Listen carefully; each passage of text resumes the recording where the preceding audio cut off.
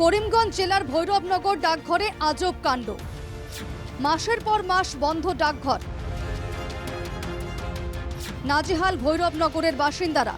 সোমবার ডাকঘরে এসে ক্ষোভে ফেটে পড়লেন এলাকাবাসীরা।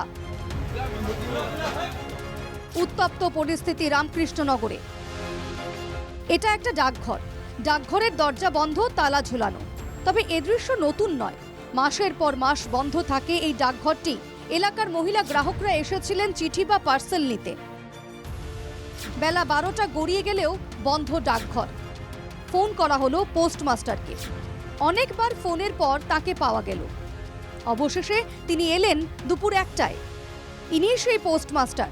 ক্যামেরা দেখেই পকেট থেকে ফোন বের করে কথা বলার বাহানা। ডাকঘরে না ঢুকে পড়লেন পাশের ফার্মাসিতে। কি করবেন কি না করবেন ভেবে পাচ্ছেন না। অবশেষে তুললেন ডাকঘরের শাটার।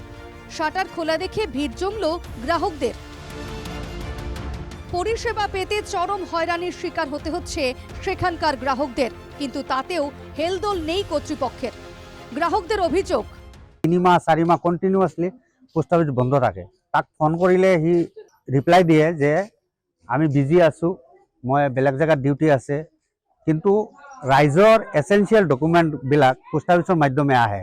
এইটো মানুহে টাইমত নাপায়। ইয়াৰ কাৰণে ৰাইজৰ ভিতৰত বহুত ক্ষোভ আছে।